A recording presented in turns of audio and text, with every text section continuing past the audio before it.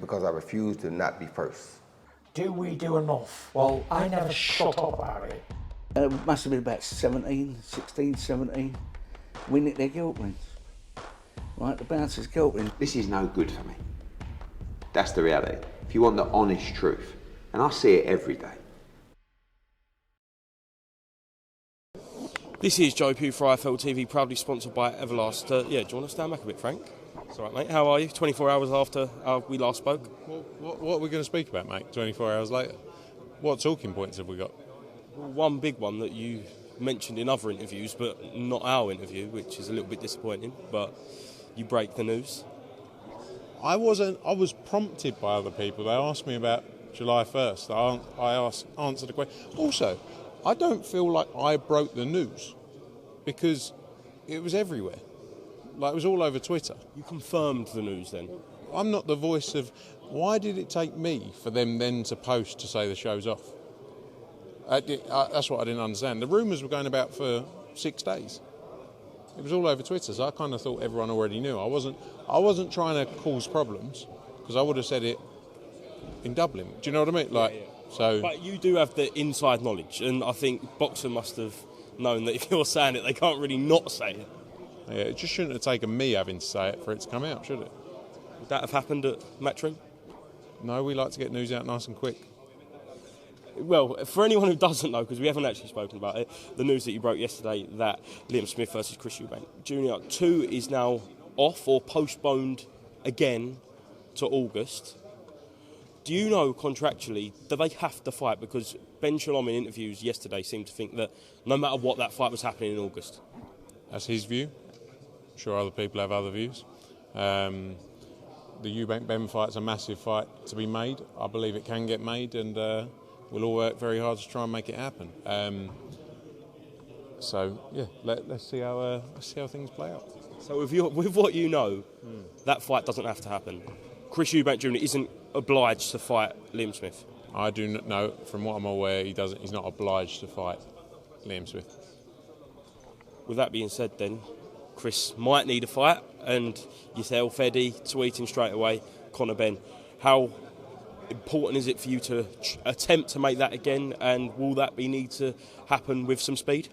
Yeah, look, there's for 100%. You know, the one thing that is for sure is Chris will want to fight very soon, regardless of who it's against, whether it's against me, Conor Ben, Liam Smith, or you, because he's been training and he's been wanting to get back in the ring. So, you know, that's the focus for us, is to move quickly and trying to make something happen. So, but let's see. You know, there's the social media stuff is all entertaining, but let's see how things play out. I know originally the date you was aiming for was early June. Obviously that isn't happening, and that was spoken about to be in the UAE somewhere. Realistically now, is it still going to be in the UAE if that happens? Okay. A floating IFL mic there. Do you want that? Put it on, yeah, put it on. There you go. I'm a real IFL reporter now. I took your mic. Why has he not got a proper flag? Hasn't come through. Bit of a liberty, really. I've been working here for 9 months. Sort of like second-class citizen, really. Yeah. Oh, look. I ate it. I ate many things, but not that. You were saying before that about UAE. Yeah. Look, I think we just got to see. There's lots of stuff ongoing in the background. So let's see. There's lots of discussions going on. What's the chances that fight does happen next? I would 100% like it to happen next. If that answer. That's such an on-the-fence answer. It's not, is it? I'm not saying it's 50-50 whether I'd like it to happen. 100% I would like it to happen. There is work to be done to try and make it happen. I believe a lot of parties involved want that fight to happen, so let's see. Fabio Wardley, what's the plans with him? Is he going to be defending his British title this summer? The plan is for him to fight this summer. You know, hopefully that'll be a British title defence. It depends a little bit on who's available as well to do that. You know, that we were all excited for the Fraser Clark fight. You know, and I think there's talk about possibly David Adelaide fight later down the line as well being ordered, because it's unlikely they'll order Fraser Clark again after the situation. But yeah, the aim is for him to get back out in the summer, and we're working on that now. Could we see that Soldakis fight? Because on paper, that's the easiest one to make. Maybe, I'm not sure. There's a discussion to be had for sure. But let's see, we'll speak to both sides of the team and see what happens. Yesterday we spoke about Tyson Fury. Since then, Jay Opataia's name was mentioned, which was quite strange, and then Dempsey McKean. Have you spoke to Dempsey's team about potentially staging a fight with Tyson? I've heard that Jay Opataia's Tyson's going to go down to cruiserweight to challenge for his title. That's the rumours on the street. It's a bit of weight to take off, but I've heard that's the big rumour. That's the new rumour coming out of Australia last night. Okay, Frank. Now look, Dempsey McKean, I kind of take it all with a pinch of salt. I've been speaking to Dempsey McKean's manager, Angelo, and Brian Peters about things. It would be great if that fight could be delivered. I just don't know if it's realistic. Like with a lot of things from Tyson Fury, you kind of just have to wait and see what happens. That's what he's good at. He's good at getting people talking, isn't he? He's out in Australia, so all of a sudden it's like, oh, Tyson Fury's going to fight in Australia. I don't see it happening, but it would be great for our fighter Dempsey McKean if that did happen. What is happening with Australia when it comes to Matchroom? I know you've done your first show out there, but are you going to continue that avenue? Look, we've got some fantastic Australian fighters. Stevie Spark, Liam Parrow, Sky Nicholson, Ebony Bridges, Dempsey McKean, obviously, and we're looking at more Australian talent. We believe it's a core market for boxing that can be successful, and talks are ongoing there. To look at what we can do, further down the line. So, hopefully we can try and make something happen for sure. When are we going to see the next Abu Dhabi fight night? Probably September, I'd say. We're actually flying there. We've got a meeting there on Tuesday, so heading out there on Monday night. My missus doesn't know that yet, so better let her know before she watches this. Big fights to be expected though in Abu Dhabi? Always. That's what they want to do. They want to bring big fights. It's not about one-off moments as well. This is about building a legacy for the sport, long-term growth of the sport and giving opportunities to local fighters. So for us, that's really the goal. It's more than just a one-off fights here and there. It's, building out a plan, especially for amateur boxing as well. So that's the discussion on Tuesday as well. Is there a chance we could see Canelo Bivol 2 there? It's one we've been speaking about. I'm not sure because it's always a bit difficult with these big US fights because of the time zone, obviously.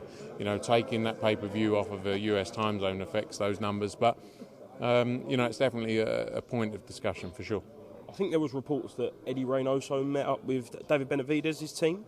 Is there any concern from your point of view that fight might be made instead of the Bivol fight? Look, for sure they'll be looking at the Benavidez fight. One thing about Canelo, he wants to take all challenges. From what I've read, though, as well, Eddie Reynoso saying that the aim is still to try and do the Bivol fight. He wants to avenge that loss against Dimitri Bivol. So, discussions ongoing. But yeah, I'm sure, for sure, they're looking at the Benavidez fight as well. It's a massive fight. How important is it, from Matchroom's point of view, to make sure that Canelo is still fighting on the platform with Matchroom? Look, we're not going to hide from the fact it's been a great relationship having Canelo on the platform. It's been great working with him. I think we promoted 7 out of his last 8 fights, apart from the Caleb Clark fight. And it's been, a great relationship, delivered some mega nights, which have been huge for our business. And, we, of course, us alongside every other promoter would love to work with Canelo Alvarez. But, the focus is we're looking at the Bivol fight. Berlanga fight's an interesting fight for down the road as well. Let's see what happens. 2 more quick ones. Joe Cordina, what's happening with him? We see Zelfa Barrett here today. Could that fight be made, or is he looking to go down a unification path? Look, it's a discussion that's been had, but I think also, Joe's focus would be a unification. The aim is to get Joe back out probably around late August, September time. He had a tough fight in that last one. Good to get some rest and then get back in the gym. But for him, he definitely wants to look at unification, so let's see how things play out. Last one, John Ryder. Have you spoke to him since Canelo maybe mapping out his next moves? Yeah, I saw him in Dublin. He was there looking well. You know what he's like, straight back in the gym. He trains hard all throughout the year. I think for John, we need to deliver another big fight for him. He's got the opportunity there to get some big chances in the US especially. A lot of people are going to want to try and see if they can stop him and, do what Canelo couldn't. Hopefully You know, again, it was a tough fight. It wasn't an easy night. It was a tough fight. So probably looking at later part of the year, sort of November, December time for him. Is Golovkin a real possibility for John? Possibly, yeah. I don't know what Golovkin's doing. You know, I've been speaking to a few of his team, hoping to see him actually in a few weeks in Florida. He obviously vacated his belts. You know, I think Lara was mandatory for one, wasn't he? And the other one was the IBF. Forgotten the guy's name, but he vacated those belts. I still think he's got intent to fight. You know, for me, I'd love to see him fighting in Kazakhstan at some point. Yeah. I think that would be unbelievable. But let's see how things play out there. Frank, thank you very much. Speaking to IFL TV, you actually got some nice comments yesterday in the comments, so congratulations, mate. Seems to be going well. You know, a lot of. What did you do to my voice, by the way? I don't know. People seem to say this about. Oh, so you've watched it? I did. Is it bad? I didn't watch it. It just came up on my Twitter, and it sounded like I was doing Reggie Cray from the Legend film. It sounded like I was talking like this. Mate, I'm not calm. I haven't asked you to do an impression, but now you're just doing them on cue. But that is what it sounded like.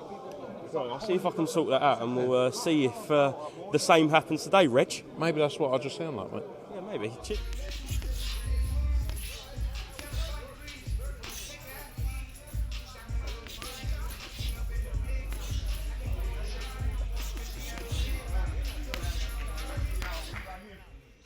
Because I refuse to not be first. Do we do enough? Well, I never shut up about it. It must have been about 16, 17. We nicked their guilt rings. Right, the bouncer's guilt ring. This is no good for me. That's the reality. If you want the honest truth, and I see it every day,